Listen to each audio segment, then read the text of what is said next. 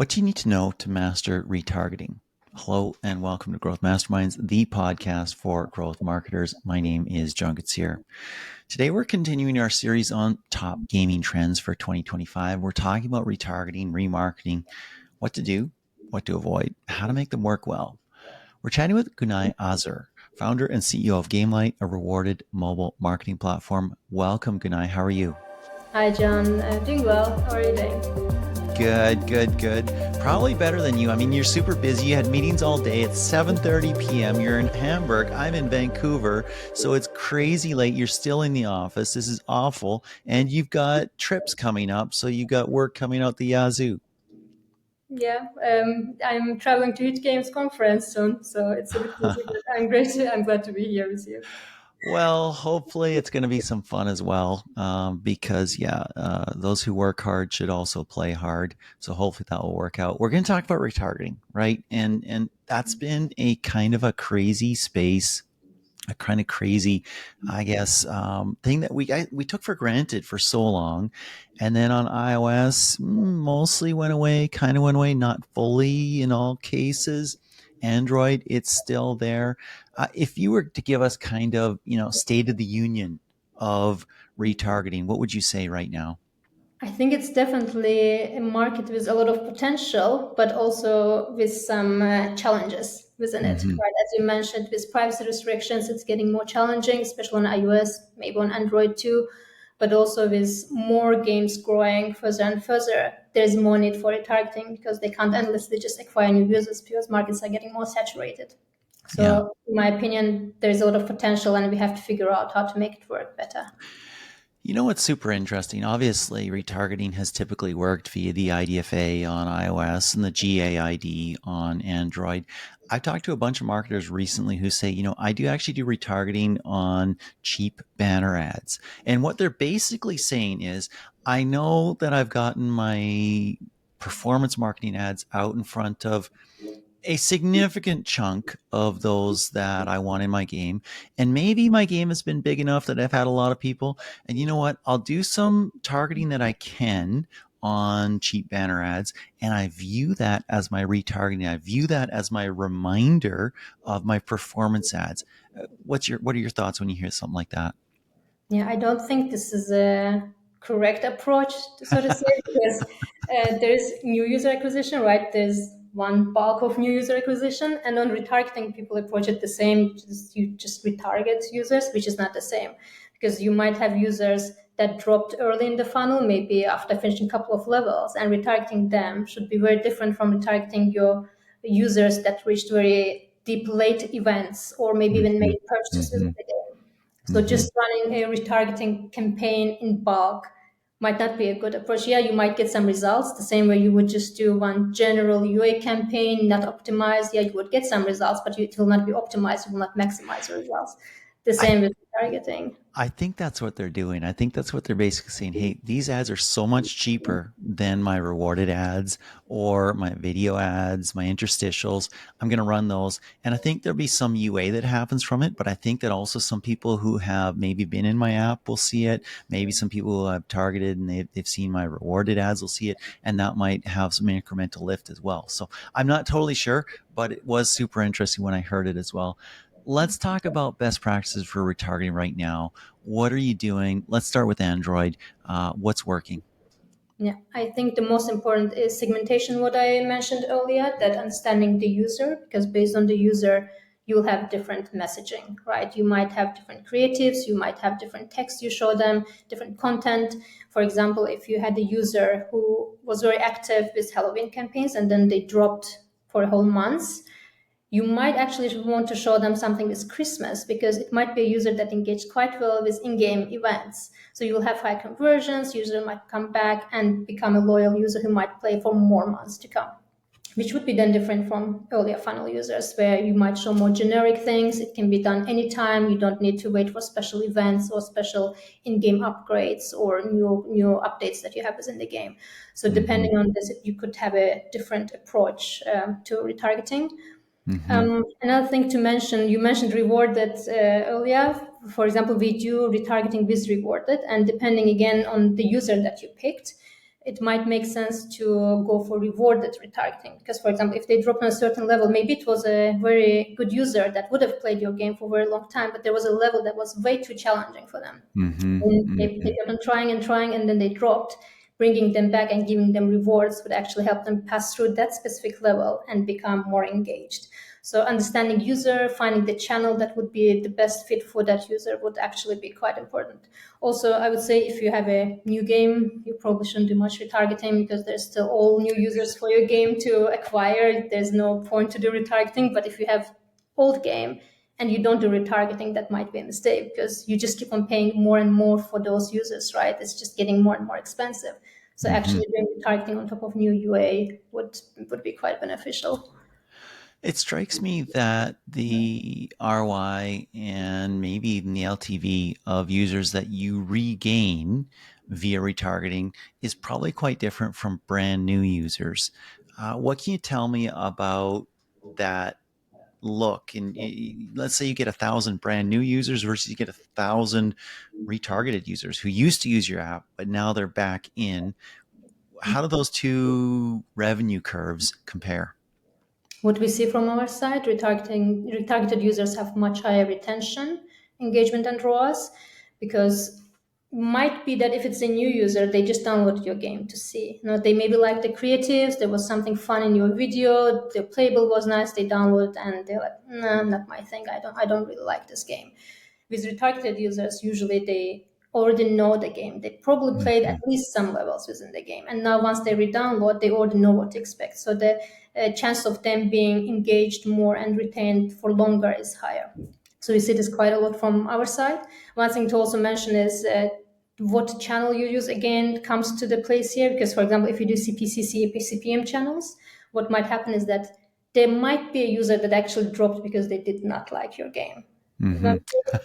they don't like the game, and you keep on retargeting them because they played some levels and then they are out, but you keep on spending your budgets on them and trying to bring them back, and you just waste money and they're not coming back, they will not download. So Mhm. for example, CPI channels in this case would be better because then it would lower your risks, and the Mhm. channel will take over the risks of basically showing them again and again your ads, while you will Mhm. only get users after they download, and you will only pay for reattributions or re-engagement when this actually happens.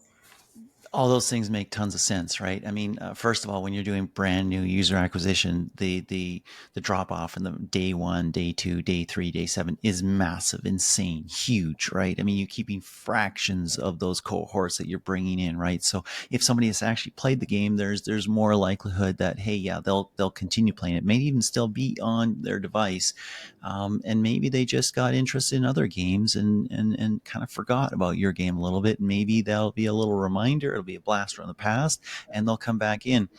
But that does speak to intelligently building audiences of those users you think are most likely to fall into that category and say, oh yeah, I'll restart playing this game versus, no, I hate that game. I deleted that game for a reason. I'll never play that game again. Yeah, exactly. And based also on the users that you defined, your results will be different too. Because yes, users that made purchase at some point or reached level 100, 200, 300, whatever you have in the game funnel events, they are very valuable for you, and they are also very limited, and it's also very expensive, right? So yes, you will have high ARPUs, but you will also most probably have higher costs, so you have to balance this out. On the other Yes. hand, if you target earlier funnel events, users that dropped earlier, but they would want to re-download the game, your cost will be lower, your ARPU will be lower in comparison with purchasing users, but your ROAS might also be then in line of what you expect.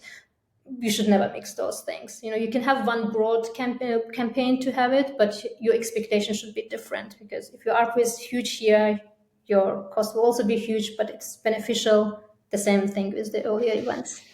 It's such a tough life being a growth marketer. Hey, there's no free lunch. The best users are expensive. It happens, right? Unfortunately, we would all love Wow. to have users that are very engaged. Yeah, exactly. Sticking with Android, what are some of the common fails, common mistakes that you see?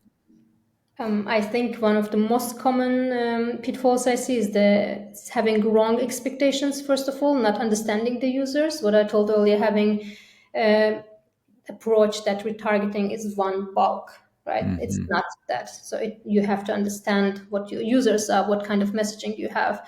And for example, for early users, if you show them, hey, we have new update in the game and there are new levels, they probably won't care about it, right? They don't care. They just played 3 levels, and you should just try to get them back to re-engage them so that they maybe push through a bit to later events. And understanding this is hyper important, because otherwise you might just waste your budgets or come to conclusion that it doesn't work, maybe, which is not the case most probably if you have a large game. And second one, finding the right channel is important, because the what companies offer is quite different too, from bidding model or rewarded, not rewarded, or what kind of targeting you can do there. For this, you should also then pick the channel that would be the best for you. Interesting, super interesting. Is there a timing that works best? I mean, there's a couple things that are going on here when I talk about timing, right? There's kind of seasonality, like what's going on in with the calendar, right? And seasons and holidays and stuff like that. And then there's timing in terms of the players, when they were in your game and when they left your game and how long it's been since they've been in your game, right? And there might even be other factors as well, timing for maybe your development, and where you did release that big update like you just mentioned, right? Or maybe your game just changed significantly, you added 50 new levels or something like that, right? Talk about timing on all those different axes, if you will, when it comes to retargeting. Should you keep them in mind? You gave all the best examples. Yes, you should keep them in mind. Now that Christmas is coming, I think it's very important with retargeting to have that in mind. With messaging again, with how you approach, what kind of users you are going to retarget, especially for deep funnel users that were very engaged with the game. Though for those, seasonal events and new app updates are very important timings. If it's an earlier level event, then users in this case, basically any time would be fine, because there's no limited audience, so to say, right? As Mm-hmm. you mentioned, there are a lot of users that drop usually within 1, 2, 3 days. So more UA you do, more users you can retarget, try to get them back and re-engage with your app. So for those, anytime during the year would work. And if you want to get back paying users, deep funnel users, for those you would definitely need to prioritize them during seasonal events and updates. Mm-hmm. Mm-hmm. Interesting. Let's talk a little bit about iOS. Obviously, it's a different world. And I mentioned to you one strategy that somebody's using, absent any targeting data whatsoever, or audiences data whatsoever, to try to do some kind of retargeting on iOS. What's the landscape there? I know there's been a bunch of different companies that said, hey, we do retargeting on iOS. We figured it out. They seem to be small. They seem to pop up and then drop off the map. What are your thoughts there? Yeah, we should definitely rely more on opt-in data here, because it's, as you told, it's limited. If we don't have users we want to retarget, we simply can't reach them, right? I think where this is going is that we need to rely on aggregated data and potentially more contextual retargeting to look at total results that we get. So instead of targeting specific users, we might target general users that might be interested in our app based on what other interests they might have, and then try to track the results we get between new users we acquire or the growth with the re-engagement of the users. But it's definitely more challenging on the iOS, because if we don't have data in hand, you can't simply use the data, right? We don't have it. And might be that Android is going this way too, unfortunately. But I think this is where probably a future heading too. We will just have less data driven potentially retargeting, more Mm-hmm. aggregated data to make sense of it.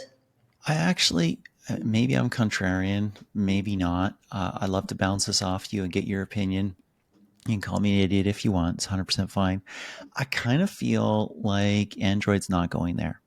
I kind of feel like Google is taking a step back in terms of privacy sandbox and Android. We've heard that the third party cookie is sticking around. Mhm. We asked repeatedly over the last 18 months, what's the future of the GAID? Will the GAID be deprecated? When will the GAID be dead? And Google consistently refused to give any timelines there, but then also consistently said, we never said the GAID is going away. I'm pretty sure I found a screenshot of a Google website that did say that. But in any case, that's what we heard. I kind of feel like Google has this generalized sense that privacy is important, and there's been some progress there, but we're not going to take the next big, massive step. Do you think that's crazy? Do you think that's insane? I kind of think the GID is here to stay for at least some time. I don't want to jinx it, but I hope you're right. Yeah, because I think, I mean, we also that after Apple, there were a lot of budgets shifted to Android because it just became more difficult to understand what's going on iOS. It stabilized itself a bit, but still, Android got a lot of budgets as a result. And maybe it's too risky of a move, maybe it's too big of a move to do, and there might be something coming up, but maybe it will simply be a bit softer version of it, not as extreme as we all expected. I hope at least that's the case. That's my sense. And I mean, you're in Hamburg, Germany. Germany, if I'm correct, I'm thinking off the top of my head, is about 60% Android, 40% iOS, somewhere around there. I mean, so there's a lot of growth and profitable growth on Android. And you see that in a lot of European countries as well.